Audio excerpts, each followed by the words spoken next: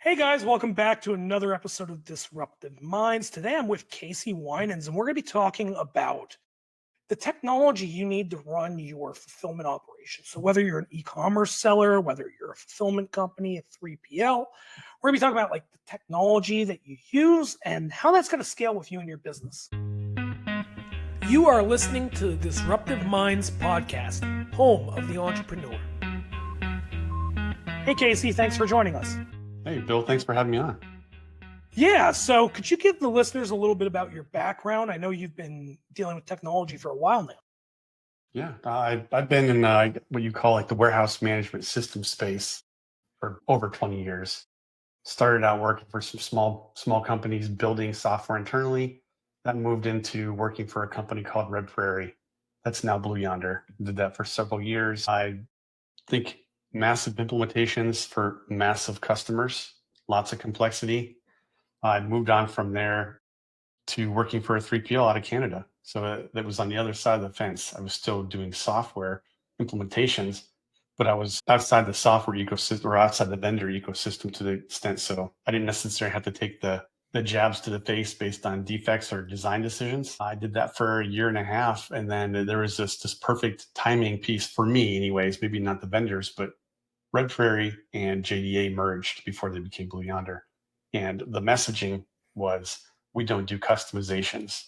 And in the tier one space, the big boys out there, customization is the name of the game. It's massively tweaked, and there's big budgets on the line. So lots of folks were upset.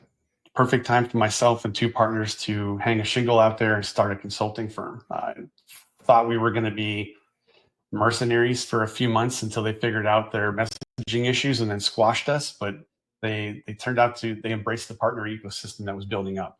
So we became partners. I did that for somewhere around 5 years or so. I grew that to 60 plus people, 8 figures in revenue. And it was a big lesson in terms of what to do and what not to do. And I made a million mistakes along the way. So did my partners, we just grew, and we were lucky enough to keep outgrowing those issues. But I see them, I reference them all the time now. I moved on from there, sold my stake, and then COVID hit, non-compete clause keeping me out of it for a couple of years. And then I took a job working for a bigger consulting firm in that same space. So one of the things I got to do there was get into advisory work, which is talking about the need for systems up front, figuring out if there's business cases there. What are the other options? Because a lot of the folks I worked with back then, big companies, even like the mid-market ones, they liked the name recognition these really big these big vendors had, but it was just too much. It's one of those things where they were trying to eat an elephant, right? All at once, and it's just too much system for them, and they would have issues. So it was a way of walking folks back and finding other solutions for them that made more sense at that point in time. And then just in general, just getting to talk about people on the business side of things versus just technology and software. And that really opened my eyes. I worked with some mid-tier vendors that wanted to have partnerships, but they couldn't figure out how to get them with the big consulting firms. So that was effectively why I started Fullstride. I moved on from that consulting firm, started Fullstride. My first business model in that was, I'm going to work with tier two vendors for mid-sized customers, and I'm going to connect the dots there on purpose. I'm not going to outgrow them. The advice and the work we're going to do is going to be right-sized, so it makes sense for them. And it didn't really exist. The reason I did that is because I saw this big gap, and I'm like, this is frustrating. I like working with the mid-sized businesses. The mid-tier vendors out there, they wanted some ability to get in front of people to help, sell their software, but also help businesses grow. And I did that for about a year and a half through Fullstride. And one of the things that I saw over and over again was I was stuck in the middle. I would be helping people implement the software, but a lot of these vendors, no fault of their own necessarily, it's just the nature of the game, is they just didn't have the back office to really, in a structured way, to help those customers implement. And the other half of that really was these customers just didn't have, they weren't ready to buy. I guess that's probably how I can sum it up. They weren't ready to buy. No one was really talking about all the things you need to do before you actually start talking to a vendor. That's business maturity stuff, especially when it's your first system. So at the end of 2023, beginning of 24, I cut ties with vendors and I went fully on my own, the business model sense where we're independent, no tie-ups. And what we do now is what I call clarity first. And that's all we really do. And that's effectively talking about, do you really need to buy a system at this point? What are some of the business goals you have out there? What are your current systems? Whether I use quotes a lot because it might be a bunch of different software cobbled together, or you're doing manual data entry, or you have spreadsheets galore. What's that look like? Can we do something now to get you some more mileage? But also, when should you invest? What does that look like timing wise? And I try not to let it get to the point where urgency is driving the bus, because that's when you cut corners. So that's one of the questions we answer. But there's another one. There's a couple more. The other one is, where am I not ready? And that's a question I don't see enough folks actually ask before they start jumping towards technology in general, right? There's this misnomer out there that I'm having some growing challenges here, and I think warehouse management systems will fix it, but typically that's not true. What it'll do is it'll amplify some of your pain because you don't have the right foundational pieces in the mix yet. So I do a lot of focus. I focus a lot on there. And what I do is I come up with a 90-day action plan in terms of what do we need to do to get the business ready so you can have productive conversations with the vendor. And a lot of that work really comes down to, are my teams aligned? Where's that functional that there that no one's really addressing? Like, they work around it. Let's get that aired. Let's figure that out. Let's talk to people, figure out where they're helping, where they're hindering. And that's an awesome place to start putting in some guardrails, so everyone kind of knows how they contribute to success or some of the other frustrations they're having. And then we get into process clarity, what I call it. Do you have your processes documented? Are they buttoned up where everyone's agreeing to them, not just on paper, but actually living them out every day? Are there SOPs? And then in the system world, a lot of folks get tied up with the fancy features. When they get in there and they've bought and they start to implement, they realize they don't necessarily have the data to drive that. So what they do is they end up settling for some subset of what they thought they were getting. And that's usually where ROI kind of goes to die. No one wants to talk about it anymore because it didn't exist in the end of it, right? So, or they'll pause because they realize that just the stuff's not there. So we work through all those pieces to explain to them, if you want to get people out of the middle and everyone operating at a very high level, you need to understand those decisions they're making and allow the software to take that on. So those are conversations we have that don't typically happen if you go straight to a vendor. There's a lot of assumptions that get to live rent free. And then there's a lot of education around, what do you want from a vendor relationship? What does the total cost look like over the next 5-10 years? Just getting everyone prepared so we can take a step back and say, here's all this information. You guys are equipped to do it yourself, but if you want us to, we could come alongside you and work with you to get this through and talk to the vendor with you and on your behalf, because we speak business and we speak the vendor language, right? To kind of connect all the dots there. That's really what I started focusing on about 1.5 years ago. And it's been awesome. It's a great journey. I've been learning a lot, but it was just a huge part of the market that was underserved. And a lot of it is an uphill battle in terms of getting folks to really think about the pursuit that way versus just going towards technology and getting stuck on a struggle bus effectively. Yeah. So one of the things that I, really pick up on when you're talking about systems and you're talking about any kind of technology, especially in like the warehousing space, is that in a lot of ways, this is similar to like buying a car, right? So when you go out and you buy a car, you might buy 1, 2, 3 cars in your entire lifetime, right? There's very few people that are at the dealership every year on the dot, right? It's this like infrequent purchase where you don't do a whole lot of comparison shopping. You don't go through the process every day, but the person selling you that car does, right? The person selling you that WMS, he's had 8 calls today to sell that WMS, and he's adept at it. So what happens is there's an asymmetry of information at play when you're making this purchasing decision. And what it sounds like to me, Casey, is that one of the things you do is you help to take away some of this asymmetry and level that playing field, because you may have gone the bat 100 times when, a individual e-commerce merchant or fulfillment provider may have gone to bat once, twice, three times if they're lucky. Yeah, that's a great way to put it. And that's very true.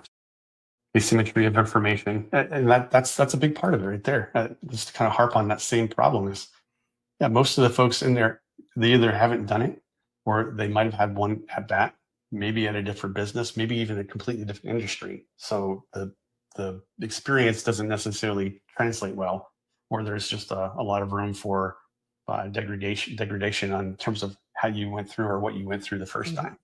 So that's where you're kind of at a loss. And the vendors, they do this every day. And it goes beyond the sales folks. It goes into implementation. It's the curse of information. They're too close to it, so they can't necessarily relate. Or what I've seen a lot of times on the vendor side is they know the software. They don't necessarily know how the software is used operationally, right? They haven't worked in a fulfillment center. They haven't worked for a 3PL. That part of it is beyond them. They know how the software works, and bridging that gap is a hard one to do. And if you don't have someone there advocating on your behalf, that's where a lot of stuff gets missed, right? And then you get to go live and things just don't line up, or you're making compromises, and that hurts adoption massively at that point too. Yeah, that's one of the big things that I see is you kind of alluded to it in the beginning there is the idea of like eating an elephant, right? Like it seems like companies are kind of either all in or all out, right? They're either on the spreadsheet or they're sitting there looking at some, $100 million, $200 million, behemoth of a technology provider, right? And thinking about implementing that into their small business. Right. Yeah. So it seems like everybody always wants the cream of the crop or they're running a spreadsheet. And there's all these intermediate steps because you have to have something that not just works, but it works for you. And you kind of alluded to this, right? The way the thing's supposed to work based on how it was built and the way it's supposed to be used versus how it's used in practice are sometimes very different. And a lot of times that relies on the know-how of the operator, the clarity of the data, right? All these different things. So the question is, what bells and whistles do you need and which bells and whistles are, nice to haves or even things that might overcomplicate what you're doing. Right. I have that conversation quite often. I can give you an example of one or a company I interacted with last summer. And we did not see eye to eye. So this kind of gives you an idea of what's out there and where folks come at with misconceptions. This was a company that was growing pretty rapidly. They wanted to double in size quickly. They had a year before they had tried to implement SAP, and they had failed. SAP is a big ERP, but it's massive, right? It's their first. But one of the things I like to tell folks, anyways, is when you get into like those mega vendors, the software is designed for teams of people doing individual functions where somebody wears a hat or a fraction of a hat and then they do the role. Where if you're in a smaller business, you have one person potentially wearing many hats. So when you get into a piece of software like that, you're taking one off, putting one on, back and forth, and it slows down your whole process because everything's so granular and rigid that way. And so that'll eat you alive. So that's what they went through with an SAP, and it failed miserably. They backed off. A year later, they came in to me, talking to me about pursuing warehouse management systems. And the first thing out of their mouth was, well, why wouldn't I go with a Blue Yonder right out of the gate? And this is right after the gentleman had just got done telling me the story of SAP. And I'm like, well, it's the same thing all over again. That's a mega vendor built for very big enterprises. The same issues apply. It's not meant to be something used by a small growing business out there where people are wearing multiple hats. So that's one avenue there. But like you're saying, like the fancy features, I get questions a lot about, well, how do I get towards automation and robotics? I'm like, what? First of all, you need to crawl, then walk, and then run. And we're setting you up for the foundation of all those pieces. You're not going to do them all at once. And if you try to do them all at once, you're not going to be happy with the results, and it's going to take way longer and it costs so much more money. So it's figuring out what are the fundamentals to get you going. And one of the places that I like to talk about is, and I don't know how many other people do this, is the concept of put away. So you're receiving something in, the logic inside of a system, the more you can tell it and the more rules you can define, sets you up for staging inventory and managing and putting inventory away in certain places so that all the downstream activities that you execute in the warehouse are that much more streamlined. Like, for instance, you have order profiles that certain different products go together routinely. You can bake in rules in a system that supports that. So that's a deciding factor right there. And now your picking operation is so much more streamlined, if that makes sense for your business. Yeah. But those kinds of decisions there, if you can figure out and distill what works downstream, you can pull that upstream to the put away process, and then all your stuff flows nicely from there. So that's one avenue I'd like to get towards, and that will sell a demo. I've seen companies buy based on that, and then when we get into start talking about, well, how would you make that work? It turns out that those decision points only live in people's heads. So there's nothing in any given system anywhere or any kind of hard data where they can put in a system, so that system can now look at that and then make those decisions so everyone can execute at a really high level, like the guy that's been there for 10 years. And then, the person who's been there for 10 weeks suddenly is a rock star too, because they can do the same thing. That doesn't exist. So again, it's a level setting thing where you got to walk back, like we'll get there, but like, let's figure out what you need to do today. Today, you don't do anything barcode wise. That's a huge first step. That's going to be a challenge for your folks on the floor anyways. If you're not doing that, you get them used to it, figure out where they might be able to make mistakes and build in guardrails over time so everyone's operating smoothly. And then it's this notion of continuous improvement. It's not this, we implement a system and it's great from day one. Like, no, you're going to be refining that. Your business is growing. Your client profiles are changing. If you're a 3PL, your brand, as it's growing, you might have new SKUs coming in, and depending on consumer taste. All those things change, which means you need a system that can adapt for it, which means you need flexibility. And that's part of this whole process of going from WMS curious to having a system is what's important to you now, where you think you're going based on your business goals, and then we'll look for systems that make sense for you, because there are a lot of systems out there that are easy to start with, all in ones, but then you hit a ceiling very quickly, which means now I have to replace that again way before maybe I thought I was going to. And that's a different beast there, going from one system to another versus nothing to one. So those are all conditions and considerations that folks need to be aware of so they can map it out. So you know what you're spending and you have a realistic timeline and the resources you'll need to actually make that happen. So I want to talk about something that's, I think, the most overlooked part of WMSs, and that is the downstream effects, right? So everybody knows, oh, I get this new system. Maybe it's more accurate. Maybe it has the features that we really need. Maybe it speeds up my workflow. But there's two parties that are affected by a system change that I don't think a lot of people talk about. And that is, if you're a 3PL, it's your customer, right? Your customer is going to have to learn the new system, new procedures, the way things work. And a lot of times they're resistant to change, right? So this is something I run into a lot of times where people are like, hey, I'm going to make this big change. It's going to be great. He's going to get a better experience. And then they lose a bunch of customers because they don't like change. And another thing I see is the training of employees, right? So now you're going to put a new system in place that has new procedures. You're going to have to put in hundreds of hours into training your staff. And you're going to have to make sure that there's a base level of competence in place before you roll this thing out live. And I think these are two things that a lot of people overlook because they're so worried about what the WMS does and not actually how it's implemented and how the end users are going to actually interact with them. Right, right. And you get into the big companies and they love throwing around change management as like the term that all encompassing there. And yeah, it's very important.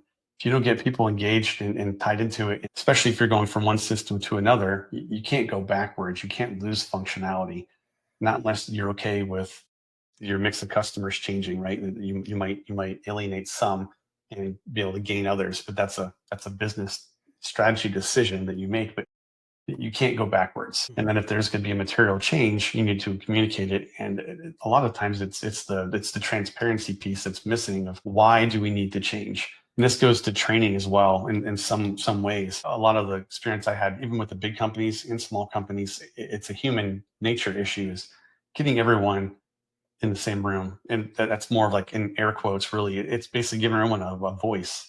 from leadership down to the folks that use it every day on the front line. They're like the last people to touch an order before it makes its way to the customer, right? There's things that they might know about that leadership doesn't, vice versa, so connecting the dots so everyone feels like they're part of something. It's not being pushed on them. They know how they contribute. That goes a long way towards getting people to buy into it.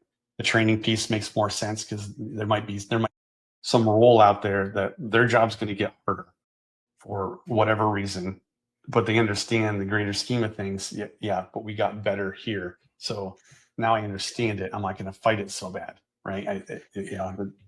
There's a lot of that stuff that can happen. And through 20 years of doing this for all kinds of different size companies, I've seen it done well, but most of the time I've seen it not done very well, right? It's after the fact. It's that reactive nature that it's hard to get back out in front of it again.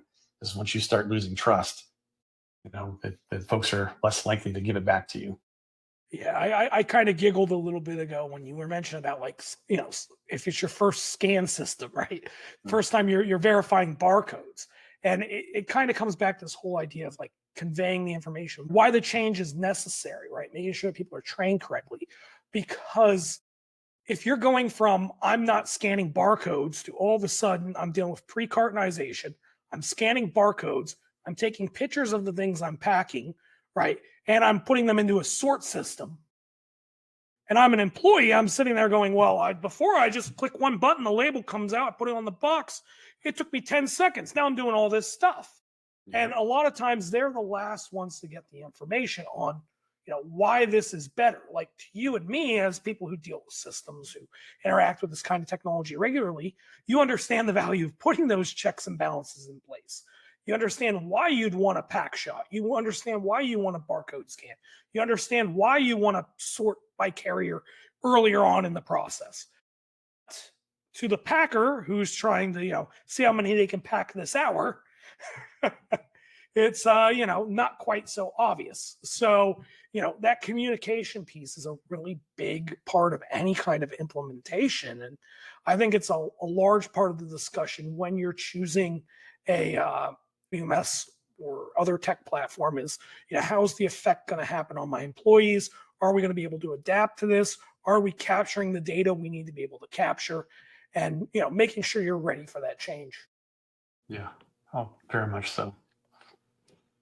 Moving to a system could be a massive change, like you alluded to right there. Just giving out the examples of all these different verifications that are now there and present. They weren't before. The person's like, why did this change? Especially if they're being compensated or rewarded based on number of packages per hour or something like that. Like, whoa, you just crushed me.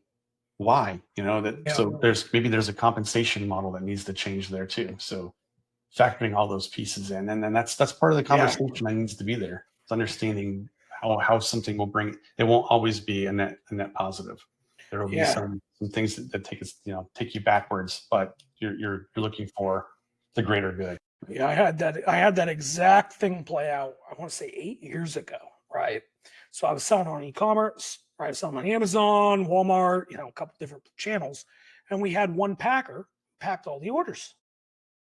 She would just go into Skubana at the time and just print the label and put it on the package. And she was doing like 35, 40 orders an hour by herself. Fantastic. Well, when we upgraded our system, that packing went from $40 an hour to more like 25.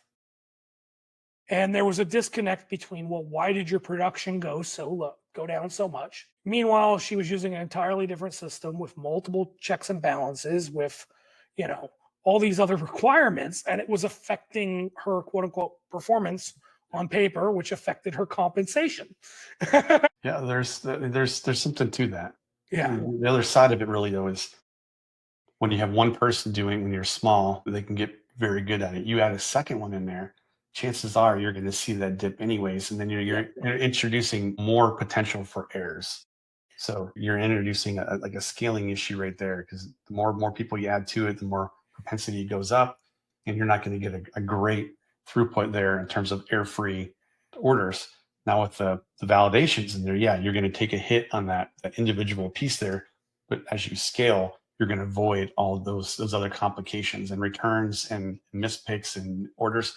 Those are vastly expensive because you might not get another chance from a customer. You might have just lost them there. And boom, if you're a brand and you're all about like cost of acquisition and lifetime value, suddenly that lifetime value just went way down for that customer. Yeah. You don't want too many of those. Negative feedback is way more powerful than positive feedback. So if there were 3 factors you would consider most of all when looking at a WMS, what would they be? 3 factors. First one would be, is it right sized for me where I'm at and where I'm going next? So that means the complexity of your operation right now, what kind of business you're in. There's the e-com, direct to consumer, and then there's 3PL, and inside 3PL you might have a mix of that. You might have B2B, so a hybrid. There's scenarios that you need to be watching for because a system might do one or the other very well. Trying to mix those, it might fall flat. Case in point, going back to the mega vendors, the system's too big for you. You're going to have issues just keeping up with it. If I've had this story before, you might be able to afford the subscription, the fairy tale implementation that goes along with it, because they're usually never real. It's just an estimate. When you get in there and you get into day to day and the ongoing pieces of it and the cost to your operation and number of people that just to maintain it might eat you alive. Knowing that and backing off of it. So the right system at that point. Other things that you're looking for is the vendor side of things. Not every vendor is the same. The partnership that you have, the operating model, the maturity of the vendor plays a big part in it as well, because you want someone that's going to stick around. That's a big factor in terms of who do you pick. Do you pick the one that's just starting up that has promising technology, but it's 3 guys and they might not make it, or as they grow, will you get the same kind of attention versus the massive ones where you're a number as well, right? So it's paying attention to those pieces. And some vendors are better at specializing in what they do. So support is another component of that relationship piece. You call in if they're more focused on your type of business in terms of the way you pick and the profile orders. They might be they might be more helpful to answering your questions and you back on the rails if you do fall off them, versus some out there that like we support a massive cross section of industries. We're looking for you to come to us with a defect and the steps to reproduce it, not the question of like, hey, I'm trying to get this out by 5. How do I do it? And suddenly they need to be an expert in your SOPs. Those don't line up. The smaller ones might have something better towards that, but that's also another one of those places too. Like, what do I need to do for support in general? Because I might need to invest in a team that I don't have, or I need to make someone an expert. How long does that take? So those are other considerations. So first one is the right sizing piece for the scale of the vendor. Another one is the vendor themselves. And then I guess ad-libbing here. The other ones really come down to is what are some of the features that are in there you might not be able to take on today, but they're coming down the pipe at some point. And that's like you were talking about before. Does it have some type of robust put away logic in there? A lot of the lower end warehouse management systems don't necessarily. They operate in this concept of you tell us where the SKU goes and we have a static assignment. That's one end. And then you have the other end of the spectrum where there's a lot of logic in there that can do things on the fly and really adapt with you if you have a very complex, drastically changing system or need anyways. You get into that.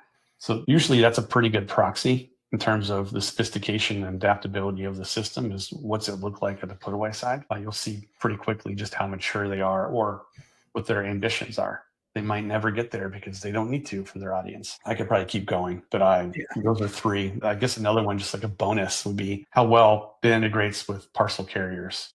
So, this is kind of going back 15 years. When I worked at Red Prairie, we had a dedicated parcel product. This is all installed software, so this is going way back. Nothing cloud-based at that point, but it had to be recertified with every carrier that we worked with every year, because every carrier had rule changes, price changes you had to incorporate into the software, keeping that going. And then you had to integrate it with the warehouse management system. And that's only part of the puzzle there. I think you talked about like pre-manifesting earlier. Knowing what you can do early on based on some information in the system is huge too, but there's limitations there in terms of what they can support. So a lot of the modern ones now, if they're if they are integrating directly with the parcel carrier, it's going to be the APIs. But even further on, one thing I like to look for, and this is more of a preference, realistically, do they work with some type of multi-carrier shipping system? And that could be something that's actually interfaced with a dedicated workstation app, or it's some kind of API behind the scenes that talks to all the major carriers, which can be huge because you can get some pretty good rates that way and kind of get the whole economies of scale in a different way than it is going out and getting your own accounts. So there's lots of little factors that can go in there. Yeah, and just wanted to point out how important the customer support side of this is, right? Because this is something that I think a lot of people overlook, and that is this is the person that basically you're handing them the keys to your business. They're controlling all your data, your ability to get product out the door, right? The ability to keep your workers productive, right? Basically, everything that controls your business, you just gave them the keys to. And if they're not responsive, if they don't handle customer service the right way, they treat you like a number. You can't talk to the guy who runs the company. You can't talk to, an account manager in a reasonable amount of time. There's going to be issues, right? And those are going to emerge way after you got done talking to the salesman 6 times a day and he sent you a birthday card and got you on, 45 phone calls to sell you on a 1-year subscription, right? Yeah. So just remember that the guy selling you stuff is not the person doing support. So one of the things I recommend is that if possible, send their support email a couple emails and see how long it takes them to get. Yeah, there you go. If you can't do that, maybe find somebody that uses their software and talk to them about it and get an idea of what it's like working with that company. Are they responsive? Right. And you'll start to learn a whole lot more by talking to the users and actually interacting with the customer support team than you're going to learn from a salesman who's going to read off how quickly they respond via email based on some dashboard metric. Yeah, that's for sure. There's a guy I follow. It's an ERP space, so different than what we're talking about here. Yeah. But there's one of the things he calls out, and I like this. He's dealing with a totally different mix of industries and scale of companies. But on the implementation side, he's like, I guess the training piece, because training is so important. He said, work with them early on, like instead of like getting a sales demo that you normally would, get in front of them and have them do some aspect of it. And he's like, don't be afraid to pay. Again, this is working with bigger companies, Yeah. but the premise there really is those trainers do a good job of showing and demonstrating the system early on before you buy the whole software, maybe paying for the time. Then you have a better understanding of what you would be getting into if you use the vendor's trainers down the road. Is they actually know what they're doing, right? Like walk the walk early on versus being told that they're great and then you don't know, right? You're locked into a contract and your mileage may vary drastically. Yeah, I mean, I think that's the big one is, like I said, the interpersonal types of things with this, right? Like I brought up how your employees use it, right? How your end customers use it. I've now talked about, the customer support aspect of this, right? Like you're marrying a system, but that system's a lot more than just the physical piece of technology. Right, for sure. So do you have any closing thoughts or any takeaways that you think the listeners should take away from this call? Right. Yeah, I have some things I like to share typically. Sure. One of the things that I see is these are common issues effectively. So one that I call is a demo doom loop. Really what that is a lot of companies will go out and they'll start talking to vendors and it's this fuzzy notion of I'll know it when I see it. But typically that doesn't necessarily happen, right? There's a lot of time spent looking at demos. There's a lot of shiny objects and if you don't know what you're looking for, you're never really going to get past that. But also, these are very polished demos. They're there to attract you based on something shiny. It's very shallow. And so one of the things I like to do is step back from that and say, you need to do some things before you reach out to a vendor. And some of the general aspects is these assumptions that get to live rent free most of the time is, are my teams really aligned? And the question usually gets a yes, but guarantee you, I've been in implementations where you start doing the design, the configuration after the sale. I'll come into it and I'll ask a question that seems pretty simple. Everyone agrees. And then you get multiple answers and people look around shocked that they're not aligned. And that's where in the past, that was the ugly conversation that I'm like, guess what, guys? That timeline, that budget you thought was real is not real. We need to invest time right here with one question. And Yeah. there's a bunch more. So that trying to invest in those things up front. The other piece really is, yeah, everyone agrees that their processes are buttoned up, but guarantee you that they're probably not documented. If they are, everyone's usually pretty quick about like, yeah, well, they don't really represent what we do now, or it's only a part of it. Is investing in some type of process flow diagramming early on. I'm a fan of that style. Ironing out what you're doing, and if you get different teams in there, and there's this notion of swim lanes, so you can see where the handoffs are. Getting people to agree and acknowledge where things go, it will open up doors and opportunities to talk about what do we need there, so we can spell that out. Because the better you are at showing how you at least operate at a physical level and where handoffs are between departments and what they're expecting, will go a long way when you do start looking at vendors and getting demos, and then definitely on the other side of that when you get into implementation, because these are things that just don't exist. Even the big companies I work with, it was mostly missing for the most part, or it was way out of date. It's a lot of pulling information from people at the time, which again goes back to blowing up budgets and timelines. So visually documenting what you do. And the reason I'm a big fan of visuals is because it's easy to pick up quickly. Someone can come in real quick and look at that, and then we just intuitively know how things connect, or you can explain to them what that diagram means and they get it fast. Maybe if you have a document, you got to sit there and sift through 10, 20, 100 pages. You're not going to get a whole lot from it. My reading comprehension sucks. So I imagine I'm probably not alone. The visual piece is huge. And like I said, again, it helps all the things downstream. And then the other part really is asking questions when you're doing those two different things with the team alignment and the processes, is capturing where people are making decisions today. And this goes back to the put away topic there. Is if someone's making a decision, or they know just instinctually where things go based on size, dimensions, whatever, if you don't have that data, you're not going to get the same mileage from a system. You're more or less going to have a fancy system that's slowed down by a person making the decision.